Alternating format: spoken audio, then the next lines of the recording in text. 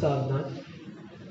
नमो अरहन्ताणं नमो शिवाणं नमो हरियाणं नमो अध्यायाणं नमो लोके सर्वसारूढम्।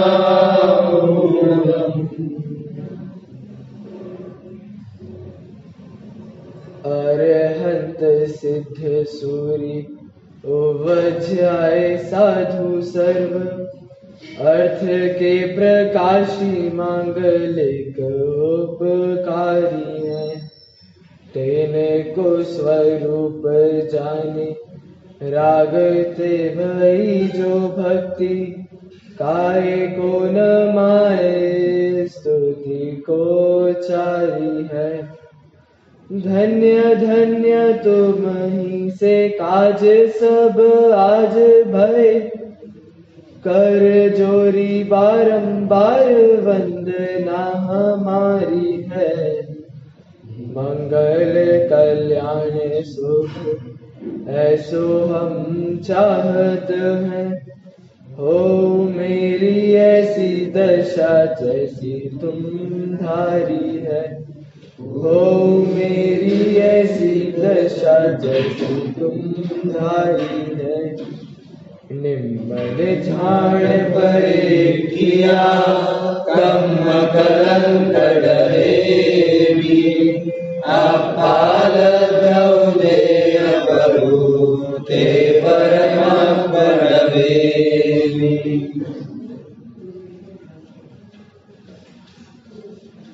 कल हमारी चर्चा चली थी कि यह जीव भूल कहाँ करता है, और जब अब इसे भूल का पता चल गया है तो यह जीव क्या करेगा। तो यह जीव अब भूल को स्वीकारेगा और सुधार करने के मार्ग पर लगेगा। तो अब ये भूल को सुधार करने का मार्ग क्या है। तो अब यह आचार्य देव 8वें दोहे में भूल को सुधारने का मार्ग अर्थात बहिरात्मा से अंतरात्मा कैसे हुए, बहिरात्मपना कैसे छोड़े और यह अंतरात्मा में कैसे प्रवृत्ति करे, इसका मार्ग आचार्य 8वें दोहे में बताते हैं। पृष्ठ क्रमांक 13। जो परियाणई अप परु जो पर भाग चढ़े सो पंडव पामुनि सो संसार हुए। जो त्यागता पर भाव को और स्वपर को पहचानता है वही पंडित आत्मज्ञानी स्वपर को जो जानता। क्या कहा। जो परियाणई अप परु, जो अंतर आत्मा, जो कोई आत्मा परभाव चाहिए मतलब पुनः परभाव को छोड़कर या बहिरात्मपने को छोड़कर अब कैसा होता है, अंतरात्मा होता है। पहले गुण स्थान, तो जो कोई व्यक्ति पहले गुण स्थान को छोड़कर सीधा या तो चौथे गुण स्थान में गया या 5वें में गया या 7वें में गया, 6वें में नहीं जाता, पहले 7वें में जाएगा फिर 6वें में आएगा। तो जो कोई व्यक्ति पहले अर्थात मिथ्या दृष्टि जीव मिथ्यात्व वाले गुण स्थान से या तो चौथे में 5वें में अथवा सीधा 7वें में जाता है तब वह सम्यक्त्व की संज्ञा को प्राप्त होता है।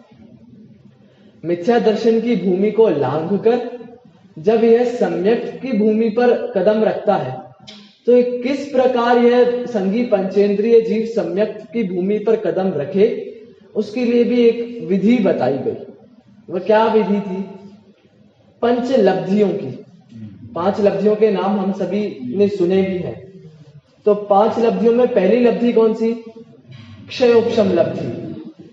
वो क्षयोपशम लब्धि में क्या होता है, तो उस क्षयोपशम लब्धि में अपने परिणामों से अपनी बुद्धि में ऐसी योग्यता आ जाती है, अपनी बुद्धि में ऐसी एबिलिटी डेवलप हो जाती है जिससे अब उसे तत्व ज्ञान ग्रहण करने की क्षमता बुद्धि में उत्पन्न हो गई है। अब जब यह तत्व ज्ञान ग्रहण कर रहा है तब क्या क्या हो रहा है? तो जैसे जैसे जितना जितना यह तत्व ज्ञान ग्रहण कर रहा है उतनी उतनी समय समय पाप के उदय की स्थिति अब कम होती जा रही है। जितना जितना ये तत्व ज्ञान डेवलप कर रहा है उतनी उतनी पाप की स्थिति कम हो रही है। अर्थात दुख की संतान जो है वह निरंतर घटती जा रही है, अनंत गुणी घटती जा रही है। ये दुख की संतान क्या? देखिए प्रवचन सार में ध्यान संतान करके आया, वैसे ही आप इधर लगा लीजिए दुख संतान। ध्यान संतान में क्या होता है, क्या स्वरूप है उसका? कि ध्यान संतान, संतान मतलब क्या? बच्चा। बच्चा क्या करता है? कीड़ा अंदर बाहर अंदर बाहर अंदर बाहर ऐसा करता है। तो छठे सातवें गुण स्थान में जब एक समय आत्मा में रहा, फिर बाहर आए, फिर आत्मा में गए, फिर बाहर आए, तो ये छठवें सातवें गुण स्थान में ये ध्यान संतान होता है। ऐसे ही दुख संतान। तो अब क्या होता है, जब ये इसकी तत्व ज्ञान डेवलप करने की बुद्धि की क्षमता बढ़ जाती है तब ये इसके दुख की संतान घट जाती है, कम हो जाती है। मतलब क्या? अब इसे बार बार दुख नहीं लगता। पहले तो क्या होता था, जब बहिरात्मा था तब दुख दुख दुख दुख बार बार इसको अब वेदन हो रहा था, लेकिन अब दुख की संतान अनंत गुणी कम हो गई है तो अब इसे दुख नहीं भासता। और क्या होता है, जब दुख नहीं भासता तो निरंतर साता का उदय अब इसके आना शुरू हो गया है। ये तो हो गई पहली क्षयोपशम लब्धि। उसके बाद दूसरी लब्धि कौन सी? विशुद्धि लब्धि। क्षयोपशम के बाद आती है विशुद्धि लब्धि। तो जब इसके तत्व ज्ञान डेवलप बुद्धि ऐसी हो गई कि यह तत्व ज्ञान धारण कर सके, तब यह तत्व ज्ञान धारण करता है और विशुद्धि लब्धि में आता है। तो विशुद्धि लब्धि क्या? कि सत्संगति या विद्या, सत्विद्या जो होती है, सतमति जिसे कहते हैं, तो उसके प्रताप से अब जीव के परिणाम कहाँ लगते हैं? देखिए पहले जब बहिरात्मा था तब तो निरंतर अशुभ में जाते थे, निरंतर पाप भाव में यह रहता था, लेकिन अब इसके परिणाम कहाँ जाते हैं? तो निरंतर धर्म के कार्यों में जाएंगे। ये शुभ प्रवृत्तियां करेगा। और कैसे करेगा?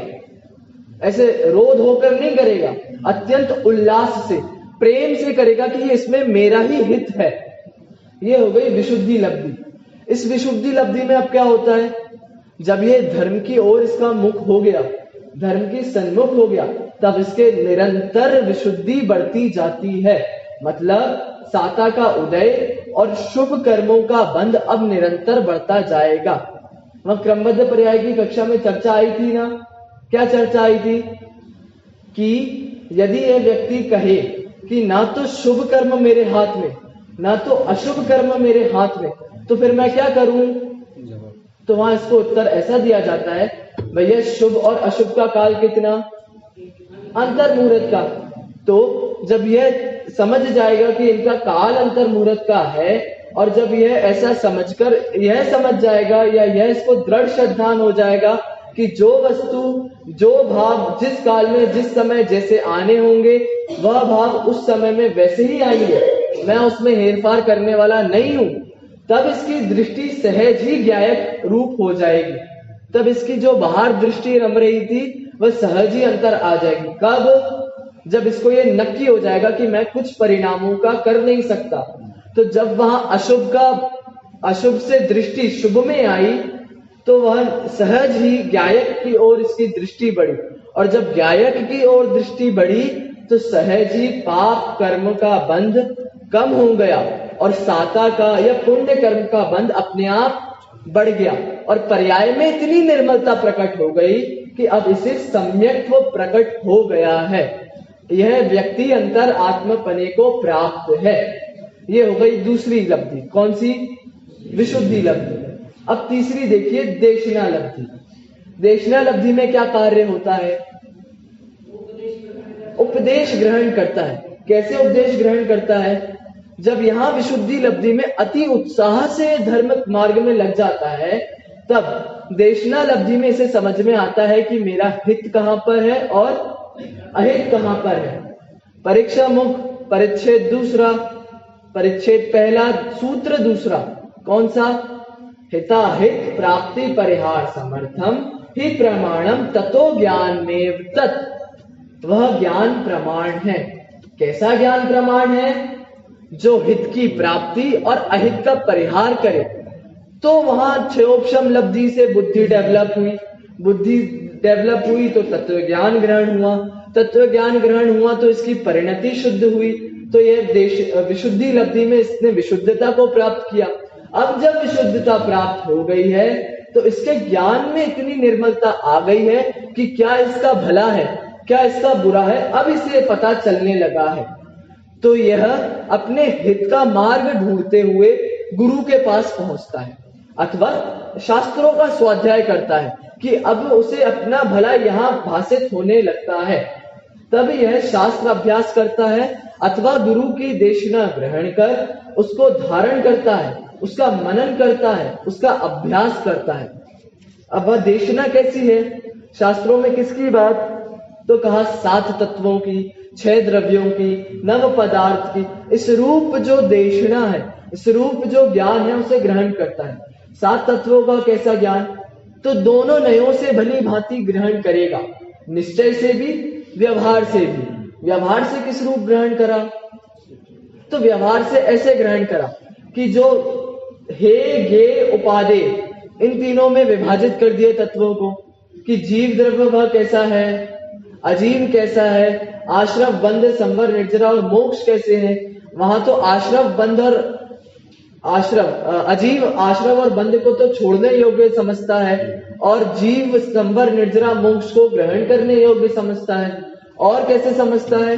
व्यवहार से, कि वास्तव में तो 2 ही तत्व कहे, जीव और अजीव, बाकी तो सब इन्हीं के भेद कहे। और कैसे निश्चय से कैसे समझता है? तो कल माता जी की कक्षा में भी बहुत सुंदर चर्चा की है, जीव निश्चय से तत्वों को कैसे ग्रहण करे। तत्व माने क्या? जो वस्तु का भाव है, जो एक रूप रहे वह तत्व। तो जो 7 तत्वों में एक रूप कॉमन क्या चीज होती है? कि मेरा शुद्ध कारण परमात्मा। तो जो व्यक्ति उस कारण परमात्मा को समझे वह निश्चय से तत्व को समझेगा। और कैसा कहा था कि तत्वार्थ सूत्र 1 अध्याय 4 सूत्र, जीवा जीवाश्रम बंध निर्जरा संवर निर्जरा मोक्षास तत्वम। वहां पर क्या कहा? आखिरी में देखिए मोक्षा बहुवचन और वहां तत्वम एक वचन। तो इसका मतलब क्या हुआ कि वहां पर भी जो एक रूप से रह रहा है, उन 7 बहुवचन में भी जो एक रूप से रह रहा है, ऐसा मेरा कारण परमात्मा। और जब उस कारण परमात्मा की ओर दृष्टि गई तब इसे आत्मानुभूति हुई, मतलब वापस बहिरात्म पने से अंतर आत्म पने रूप हुआ। देखिए आत्मानुभूति भी कब होगी? 7 तत्वों को 7 तत्व रूप भली भांति जानेंगे तब आत्मानुभूति होगी। तो बोला वहां आत्मानुभूति नहीं होगी। आत्मानुभूति भी तभी होगी जब 7 तत्वों में जो एक जीव मेरा कारण परमात्मा है उसे जानेंगे तब आत्मानुभूति होगी। तो ये तो हो गया इसे 7 तत्व संबंधी कैसा ये ज्ञान करता है, ज्यों का त्यों इसे श्रद्धान होता है। और देखिए ये क्या करता है? देव शास्त्र गुरु का स्वरूप जैसा आगम में प्रतिपादित है, जैसा इसने युक्ति तर्क आदि द्वारा सिद्ध किया है, वैसा ये मानता है। देव का स्वरूप कैसा? जो वीतरागी सर्वज्ञ हितोपदेशी है वही सच्चे देव है। ऐसे देव को ही हम स्वीकार करता है। शास्त्र का स्वरूप कैसा? कि वीतरागता की पोषक ही जिनवाणी कहलाती है, यह है मुक्ति का मार्ग निरंतर हमको जो दिखलाती है। कि मुक्ति का मार्ग भी कहाँ? इसी जिनवाणी से। और ये जिनवाणी कैसी?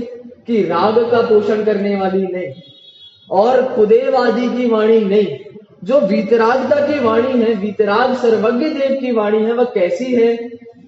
तो बच्चों को वहां पढ़ाया जाता है कि सच्चे देव की वाणी के 2 लक्षण।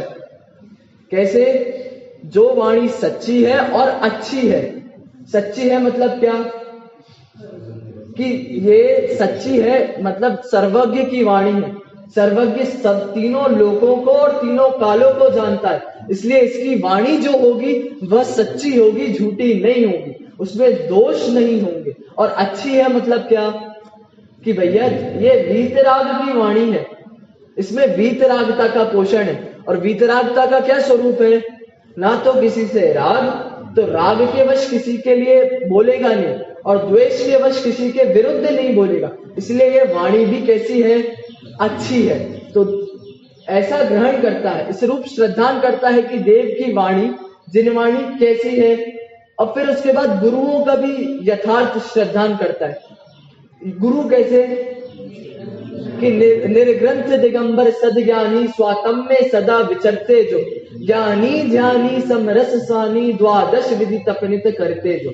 ऐसे दिगंबर मुनि जो निरंतर जिनवाणी में जो मोक्ष मार्ग बताया है उस पर चल रहे हैं, निर्ग्रंथ हैं, दिगंबर हैं, सदज्ञानी है। सदज्ञानी मतलब सम्यक ज्ञानी है। निर्ग्रंथ दिगंबर सदज्ञानी, स्वातम में सदा विचरते जो।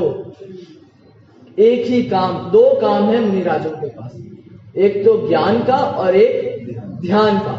तो स्वातम में सदा विचरते जो, अन्यत्र कहीं उनका मन रमता ही नहीं, एक आत्मा को छोड़कर। और कैसे हैं? दिन रात आत्मा का चिंतन, मृदु संभाषण में वही कथन।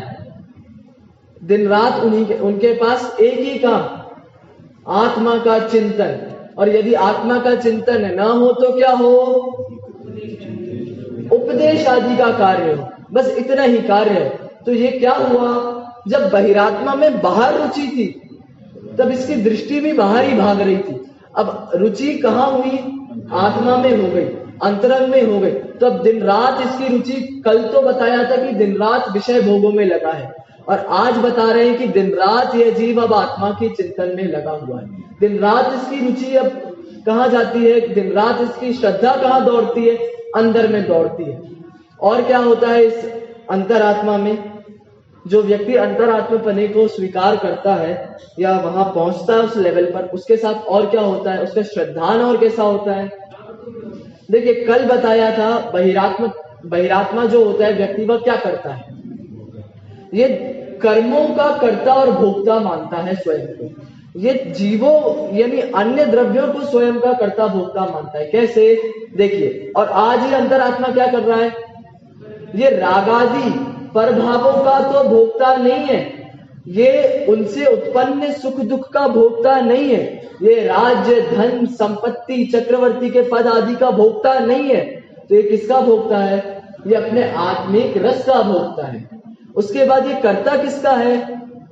ये बाहर में पर पदार्थों का कर्ता नहीं है, ये अन्य द्रव्यों का कर्ता नहीं है। अब ये किसका कर्ता है? तो ये अपने ही भावों का कर्ता है। तो इससे क्या सिद्ध हुआ कि अब इसका कर्ता भोक्तापना भी अंदर की ओर हो गया, अब इसे बाहर में कुछ करना ही नहीं है। और कैसा है? यह आत्मा को कैसा समझता है? बहिरात्मा तो आत्मा को कैसा समझता था? बहिर आत्मा, बाहर जो जो चीजें हैं वहां मेरी आत्मा, वहां मेरी आत्मा, उनसे मेरी आत्मा। अब ये अंतर आत्मा कैसा होता है?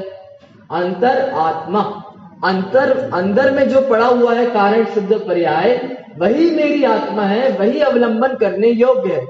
और कुंद आचार्य देव समय सार में कहते हैं, उस रूप यह आत्मा का अवलंबन करता है। क्या कहते हैं? देखिए, जो पश्यति पाणम अबद्ध पुट्ठम मणन्नयं गृह्यदम अविशेष संजुत्तम तम शुद्धनयं वियाणि। जो पश्यति अपाणम, पश्यति माने क्या? देखता है, जानता है। तो जो अपनी आत्मा को जानता है, अपाणम आत्मा को जानता है। और आखिरी पद देखिए, तम शुद्ध नयम व्याणि, वह शुद्ध नय को प्राप्त होता है। अब कौन आत्मा को जानता है? तो अंतरात्मा। तो कैसी आत्मा को जानता है, किस प्रकार आत्मा को जानता है? तो सबसे पहला विशेषण का अबद्ध पुट्ठम। अबद्ध पुट्ठम मतलब क्या? अबद्ध स्पृष्ट। तो जो व्यक्ति अपनी आत्मा को किससे अबद्ध नहीं बंधा हुआ, तो कर्मों से नहीं बंधा हुआ। और अ जो है वो आदि दीपक है। आदि दीपक मतलब क्या? ये बद्ध के साथ भी लगेगा और स्पृष्ट के साथ भी लगेगा। तो अबद्ध, स्पृष्ट और अस्पृष्ट। तो अबद्ध, तो ये व्यक्ति कैसा मानता है? आत्मा को कर्मों से निर्बंध मानता है। और कैसा मानता है? अस्पृष्ट, ये कर्म मुझसे स्पर्शित नहीं है, इस प्रकार मानता है। और दूसरा विशेषण क्या कहा? अनन्यम। अनन्यम मतलब अनन्य मानता है। अन्य, अन्य मतलब क्या? भिन्न। और अन्य यानी भिन्न नहीं मानता। कैसे? देखिए, कमल होता है, कमल, वहां उदाहरण दिया, कमल होता है, वह पानी पर कैसा तैरता है?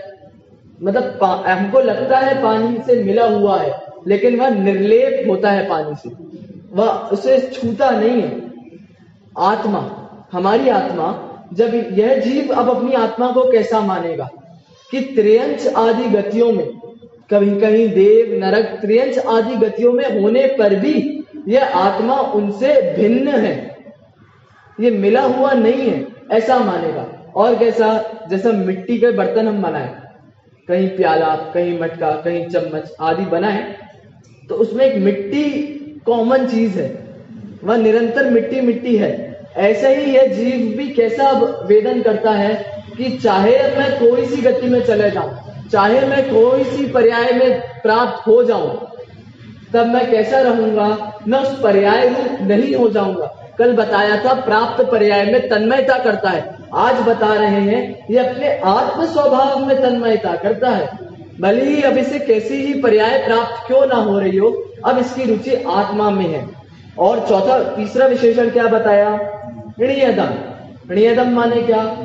निश्चल है, नियत है। जैसे क्या होता है? समुद्र होता है, जब हवा चलती है तो उसकी लहरें उत्पन्न होती है, तो ये कैसा हो गया? अनिश्चल हो गया, ये अस्त व्यस्त हो गया। लेकिन उसी की आप तलहटी में नीचे जाकर देखिए, समुद्र के नीचे जाकर देखिए, तो एकदम शांत पड़ा है। तो ऐसे ही ये कर्मों के उदय के द्वारा, ये कर्म के उदय से कहाँ हो रहे हैं? बाहर में हो रहे हैं, ऊपर ऊपर ऊपर ऊपर हो रहे हैं, पर्याय में हो रहे हैं। कांटों सी पैदा हो जाती चैतन्य सदन के आंगन में, चंचल छाया की माया सी, घटती क्षण में बढ़ती क्षण में। श्रीमंदिर पूजन में फल के अंदर ये छंद लिखा गया, क्या कहा? कांटों सी पैदा हो जाती चैतन्य सदन के आंगन में। ये शुभ और अशुभ की वृत्तियां जो हैं वह किस प्रकार है? कांटों सी है, मतलब हमें दुखदायक है। तो अंतरात्मा, जब मैंने कहा ये निश्चल, आप नीचे देखेंगे तालाब के, समुद्र के, तो एकदम शांत पड़ा हुआ है। वैसे ही वहां क्या कहा कि कांटों सी पैदा हो जाती चैतन्य सदन के आंगन में। हमारा घर होता है, घर के बाहर एक छोटा सा आंगन जैसा हम बनाते हैं, वहां पर क्या करते हैं? हम वहां फूल पत्ती उगाते हैं। अब जब फूल पत्ती उगाई तो उसके साथ कांटे भी उगते हैं। अब मुझे बताइए, वह आपके घर में उन कांटों का प्रवेश है कि नहीं? नहीं है, वह आपके आंगन में है, घर में नहीं। ऐसे ही वहां शुभ और अशुभ की वृत्तियां, राग द्वेष कहां पैदा हुए? चैतन्य सदन के आंगन में। आंगन में मतलब क्या? पर्याय में पैदा हुए। चैतन्य सदन में प्रवेश करा क्या उन शुभ अशुभ ने?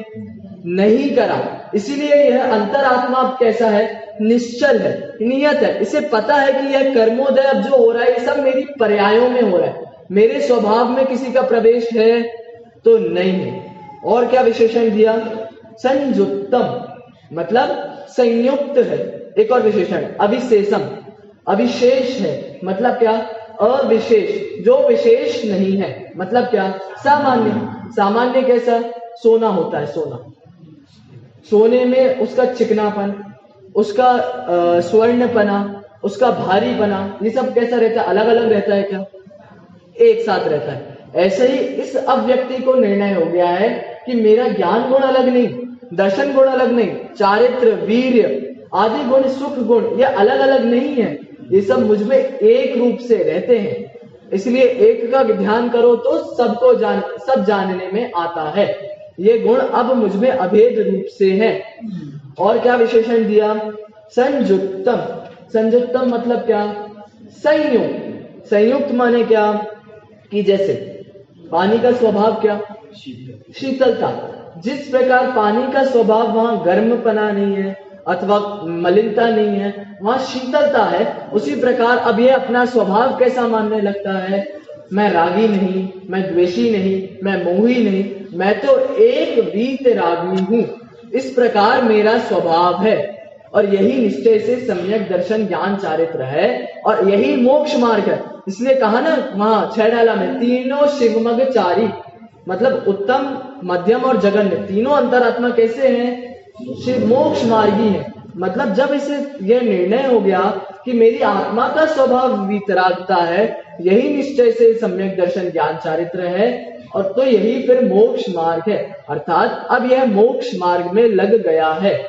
और क्या कहा? तो इस प्रकार जो 5 विशेषणों से अपनी आत्मा को जानता है वह कैसा है? वह अंतरात्मा है। देखिए पानी होता है, कल भी उदाहरण दिया था, कल परसों दिया था, पानी होता है उसमें हम कितनी भी मलिनता मिला दें फिर भी, फिटकरी होती है फिटकरी, उसको घुमाने से पानी कैसा हो जाता है? शुद्ध हो जाता है। इसका मतलब क्या हुआ? पानी गंदा था क्या? पानी देखने में गंदा था, परंतु उसको, उस व्यक्ति को जो फिटकरी घुमा रहा है वह इसी श्रद्धान के बेसिस पर, इसी श्रद्धान के बल पर वह फिटकरी घुमा रहा है कि उसे पता है कि वह मलिनता पानी में घुसी नहीं है। यदि उसे यह नहीं पता होता कि मलिनता पानी में नहीं घुसी है तो वो फिटकरी क्यों घुमाता? फिर तो वह समझता कि ये अशुद्ध ही रहने वाला है, आप कुछ भी कर लीजिए।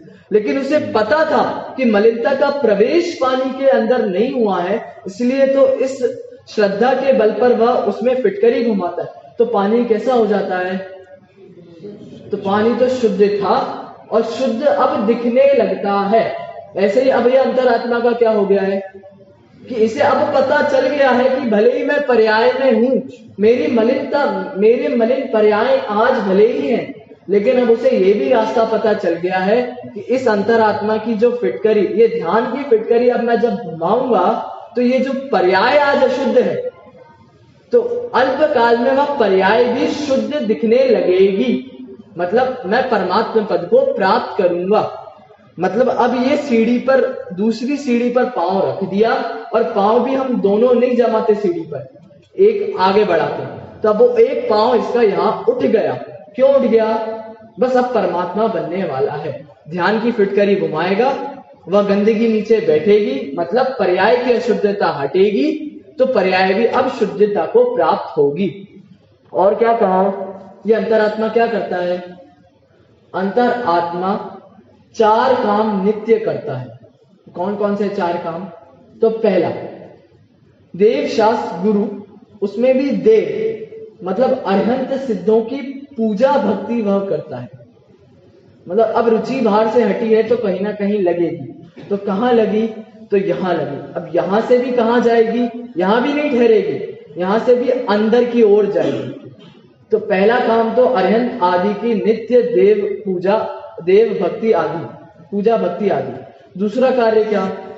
तो आचार्य उपाध्याय साधु आदि गुरुओं की सेवा और उनसे तत्व ज्ञान ग्रहण करता है। ये सब किसके अंदर के काम चल रहे हैं? अभी देशनालब्धि के अंदर की चीजें चल रही हैं। ये जब उसने तत्व ज्ञान ग्रहण करा था तो ये जो जो जो जो जो काम कर रहा है, ये सब उसके ही मनन से, उसके ही अभ्यास से ये सब काम कर रहा है। और क्या करता है? 2 काम हो गए। तीसरा काम क्या करता है? शास्त्रों का अभ्यास करता है। और कैसे शास्त्र? तत्व पोषक शास्त्र, कुशास्त्र आदि का नहीं। और चौथा काम क्या करता है? चौथा काम तो वह करता ही है। कौन सा काम? सामायिक का। वह दिन रात इन सब चीजों में भी, इनको भी वह अरहंत की पूजा भक्ति आदि, उसके बाद गुरु आदि की सेवा वृत्ति और उनसे तत्व ग्रहण, फिर शास्त्र अभ्यास आदि, इनको भी वह बाह्य समझता है। इसलिए वह चौथा काम करता है सामायिक का। दिन रात, दिन सुबह मतलब सुबह दोपहर शाम रात, ऐसे वह सामायिक करता है। सामायिक में भी क्या करेगा? भेद विज्ञान का अभ्यास करेगा। भेद विज्ञान भी कैसा? तो आपको पता है भेद विज्ञान दो वस्तुओं के बीच में होता है, और दो वस्तुओं में भी एक वस्तु तो कंपलसरी फिक्स ही है कि वह वस्तु होगी, उसके बिना भेद विज्ञान नहीं होगा। वह कौन सी वस्तु? तो स्व। भेद विज्ञान में दो वस्तुएं जरूरी हैं, तभी तो उनके बीच में हम डिफरेंस कर पाएंगे, लेकिन उसमें से भी एक वस्तु तो हमेशा फिक्स रहेगी, परमानेंट रहेगी, वह है स्व। स्व के बिना कभी भेद विज्ञान नहीं हो सकता। देखिए, यदि मैं भेद विज्ञान करना चाहूं माइक और पुस्तक के बीच में, तो वहां भेद विज्ञान नहीं होगा। भेद विज्ञान हमेशा एक स्वद्रव्य होगा, फिर भले ही परद्रव्य में कोई सा भी द्रव्य आप रख ले, उसकी कोई दिक्कत नहीं। तो यह सामायिक पूर्वक भेद विज्ञान करता है। वह आत्मा को इन कर्मादियों से भिन्न मानता है। और क्या करता है?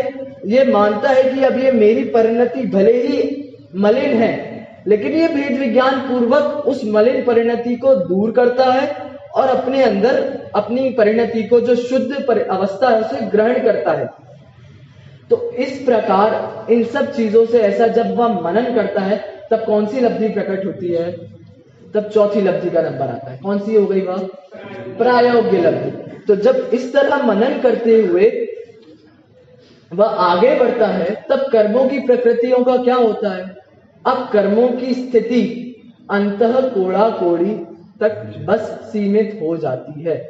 मतलब इतनी घटती है कर्मों की स्थिति कि अब अंतः कोड़ा कोड़ी बची है। अंतः कोड़े कोड़ी मतलब क्या? संसार निकट है, मोक्ष निकट है, संसार खत्म होने वाला है। तो इस प्रकार ये यहाँ प्रायोग्य लब्धि में अनंत गुणी शुद्धता को और प्राप्त होता है। उसके बाद पांचवी लब्धि कौन सी? करण लब्धि। अब करण लब्धि में क्या कि जब इसे सम्यक्त्व प्राप्त होना है, उससे अंतर्मुहूर्त पूर्व क्या कार्य होगा? उससे अंतर्मुहूर्त पूर्व एक कार्य होगा। वह कार्य यह है कि जो परिणाम मेरे सम्यक्त्व को प्राप्त होने में बाधा बना रहे थे, कौन से परिणाम थे वह? एक तो मिथ्यात्व के और दूसरे अनंतानुबंधी आदि चार कषाय। तो ये दोनों चीजें, ये दोनों परिणाम जब मेरे सम्यक्त्व की प्राप्ति में बाधा बन रहे थे, अब ये करण लब्धि से अंतर्मुहूर्त पूर्व अपने परिणामों से, शुद्ध परिणामों से इनका अवश्य उपशम करेगा। और जब उपशम करेगा तो करण लब्धि के अंत में आत्म अनुभव होए। अब करण लब्धि के अंत में इसे सम्यक दर्शन प्राप्त हो गया है, यह अंतरात्मा बन गया है। अब यहां ऐसा क्यों कहा कि करण लब्धि के अंत में ही यह सम्यक दर्शन को प्राप्त करता है? पहली लब्धि में तो इसे ऐसी बुद्धि डेवलप हो गई कि यह तत्व ज्ञान ग्रहण कर सके। दूसरी लब्धि में इसने इतनी विशुद्धता को प्राप्त कर लिया। तीसरी लब्धि में सभी से देशना सुनकर ग्रहण कर अभ्यास करा और कहिए सामायिक तक किया। चौथी प्रायोगिक लब्धि में इसके कर्मों की स्थितियां अंतः कोड़ा कोड़ी सागर तक बची, फिर भी सम्यक दर्शन इधर प्राप्त नहीं हुआ। सम्यक तो पांचवी लब्धि में ही होता है और उसके भी अंत में होता है। क्यों? तो ऐसा आता है कि ये चार लब्धियां तो अभव्य के भी हो जाती हैं। हमने अनंतों बार 11 अंग 9 पूर्व के पाठी हुए हैं, अनंतों बार हमने इतना ज्ञान धारण करा, इतनी विशुद्धि धारण करी, लेकिन फिर भी आप देखिए, यदि वह अंदर श्रद्धा के आधार पर विशुद्धि नहीं होगी तो वो उसका कुछ काम नहीं है। तो कहते हैं कि मिथ्या दृष्टि अभव्यों को तो ये 4 लब्धियां हो जाती है, लेकिन विरले हैं वे जीव जिनको पंचम लब्धि प्रकट होकर सम्यक दर्शन होता है। और क्या होता है? और क्या पद दिया यहां पर? तो तीसरा पद देखिए, सो पंडियौ अप्पा मुनि, उसको पंडित कहते हैं। पंडित मतलब क्या? पंडा। पंडा माने क्या? पंडा माने बुद्धि। तो जिसको इस प्रकार की बुद्धि, इस प्रकार का विवेक, इस प्रकार का ज्ञान जागृत हो गया है, वह पंडित है। कौन पंडित है? अंतरात्मा पंडित है। क्यों? किस प्रकार की बुद्धि जागृत हुई? तो बहिरात्मपने से किस प्रकार मैं अंतरात्मपना हूं या भेद विज्ञान किस तरह मैं करूं, इस प्रकार की बुद्धि जिसे जागृत हो गई है वह पंडित, वह अंतरात्मा है। अब क्या मानता है यह जीव कि ये शरीर आदि 9 कर्म के द्वारा जो मिले शरीर आदि जो द्रव्य कर्म आदि हैं, अब वह कैसे हैं, मुझसे अति भिन्न है।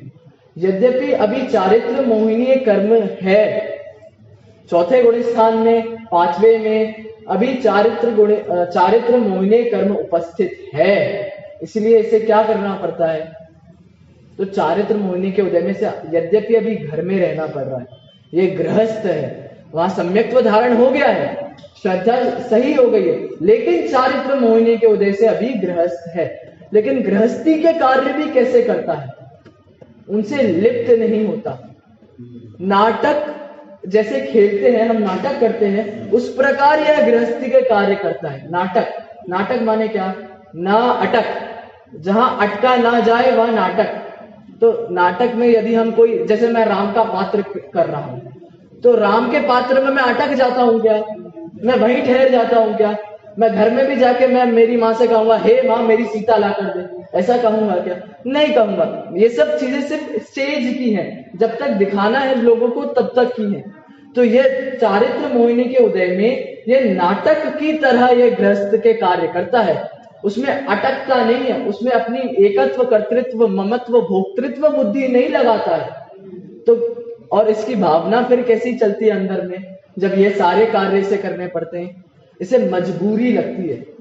ये निरंतर जब इसे जो काम करने पड़ते हैं ना अपनी भूमिका अनुसार, इसे मजबूरी लगती है कि क्यों करना पड़ रहा है। और देखिए 7वें से जब वह मुनिराज छठे गुण स्थान में आते हैं, जब धर्मोपदेश और ग्रंथ लिखने आदि का कार्य करते हैं, तब भी वह उन्हें कैसा लगता है, मजबूरी लगती है, उन्हें बुरा लगता है कि मैं ये क्या कर रहा हूं। तो आप देखिए मतलब कितनी विशुद्धता की आवश्यकता है यहाँ पर इस मार्ग में। और क्या है, इसके अंदर भावना ऐसी अब प्रबल होने लगती है कि मैं कैसे इन कर्म आदि के उदयों से रहित हूं और अपनी एक वीतरागता के भाव को धारण करूं।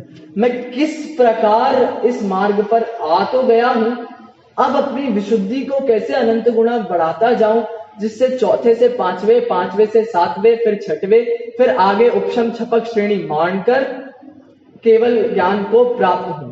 तो इसे अब यह रास्ता खोजना है, रास्ते पर तो आ गया है, बस अब आगे चलना है।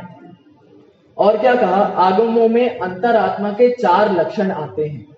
वह 4 लक्षण कौन से हैं? पहला प्रशम, तत्वार्थ सूत्र में भी आया है।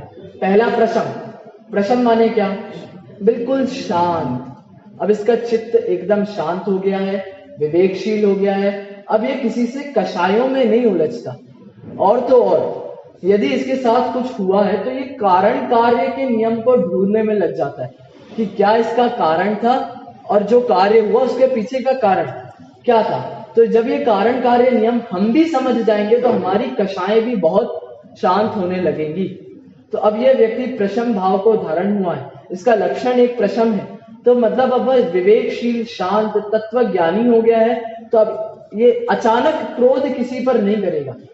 दूसरा लक्षण संवेग, संवेग माने क्या, समता से रहेगा, धर्म के प्रति अब इसकी रुचि बढ़ गई। और कैसा हो गया, जब धर्म के प्रति रुचि बढ़ी, देखिए हमारा उपयोग एक जगह में एक ही बार लगेगा। अब धर्म की जगह उपयोग लगा है तो बाहर शरीर संसार सुख दुख आदि से इसे वैराग्य हो गया, तो वहां वैराग्य की प्राप्ति हुई और यहाँ उपयोग लगा। तीसरा कौन सा, अनुकंपा। अनुकंपा माने क्या कि प्राणी मात्र के प्रति दयालु वृत्ति, कि सभी का कल्याण हो और करुणा वृत्ति, ये हो गया अनुकंपा तीसरा लक्षण। और चौथा आखिरी कौन सा, आस्तिक्य। आस्तिक्य मतलब क्या, आस्तिकपना, इस लोक और परलोक दोनों पर श्रद्धा होना, ये होता है आस्तिक्यपना। इस लोक माने क्या कि यह जो वर्तमान में जो है संसार, और परलोक माने क्या कि जो कर्म के उदय से मुझे आगामी भव में प्राप्त होंगी चीजें वह परलोक में जाएगा, स्वर्ग नरक इत्यादि। चारवाक जो दर्शन होता है वह एक ही प्रमाण मानता है, प्रत्यक्ष प्रमाण, उसे इसलोक और परलोक पर श्रद्धा नहीं होती, इसलिए वह किसके खाते में गया?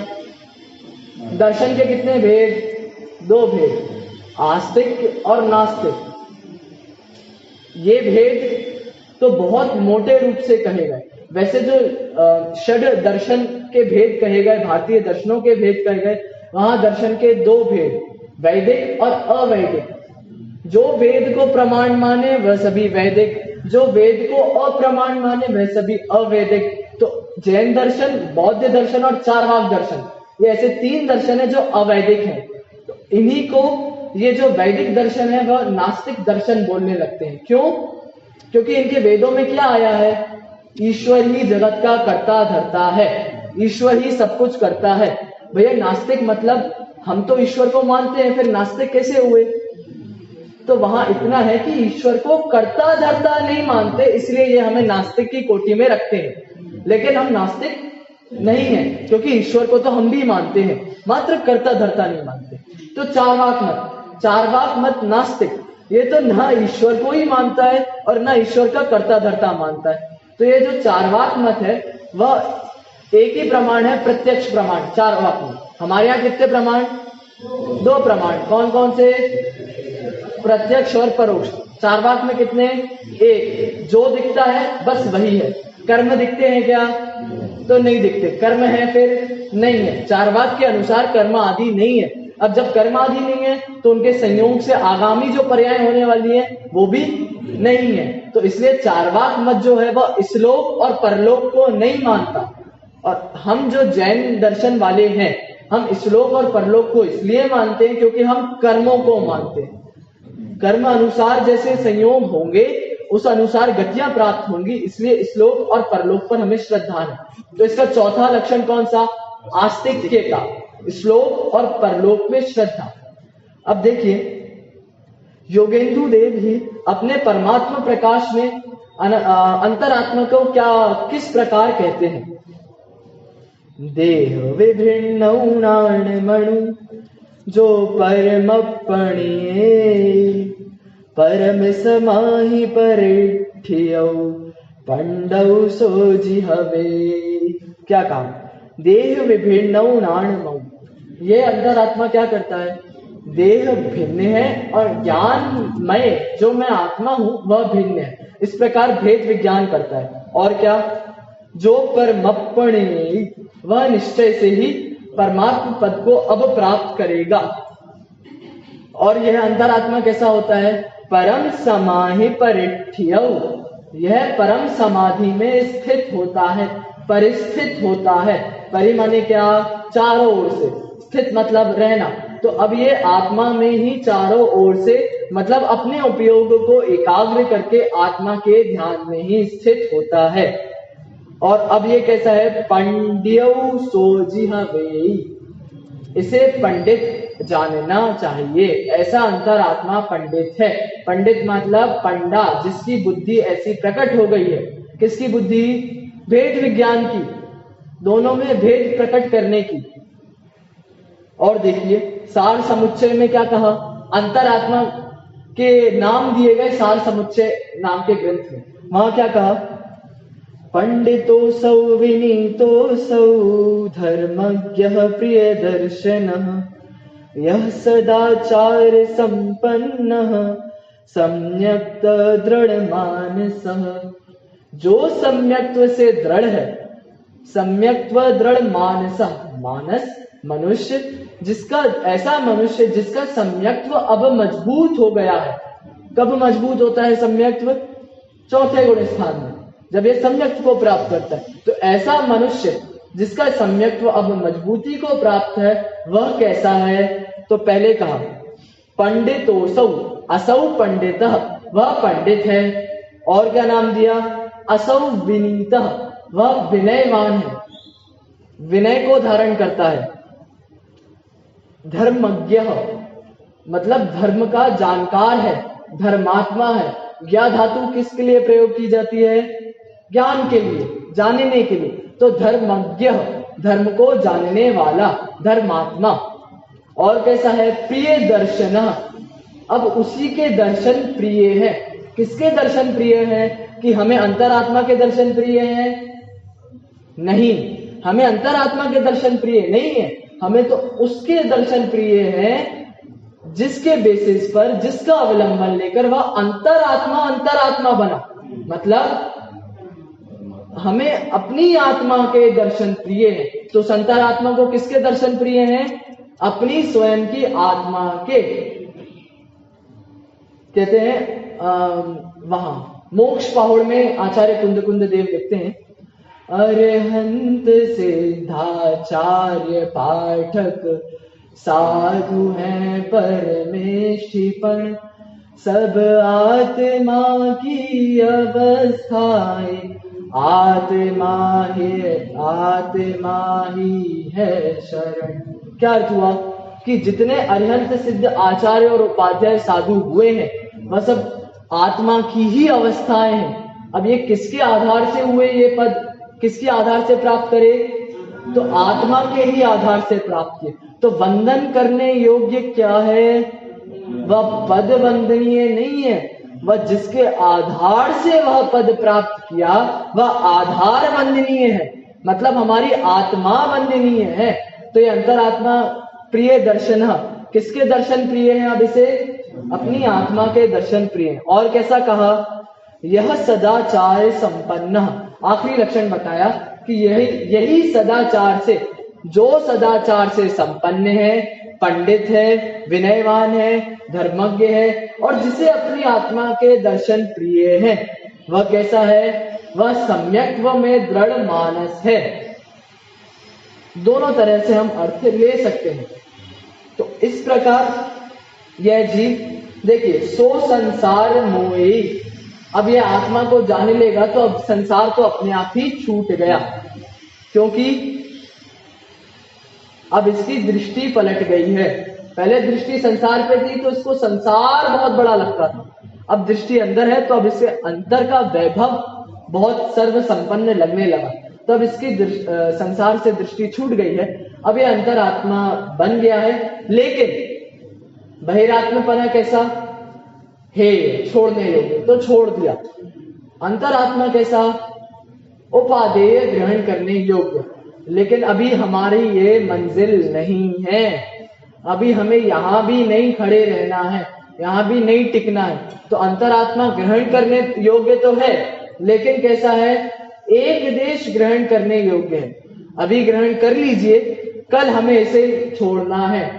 अब कल जब हम चर्चा करेंगे तो इस अंतरात्मा को भी छोड़ देंगे, इसे ग्रहण नहीं करेंगे।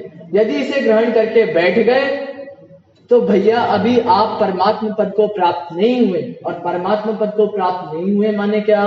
अनंत सुख अभी आपको मिला नहीं है। तो कल हम इस दोहे को भी पीछे मतलब छोड़ेंगे और आगामी दोहे की चर्चा करेंगे।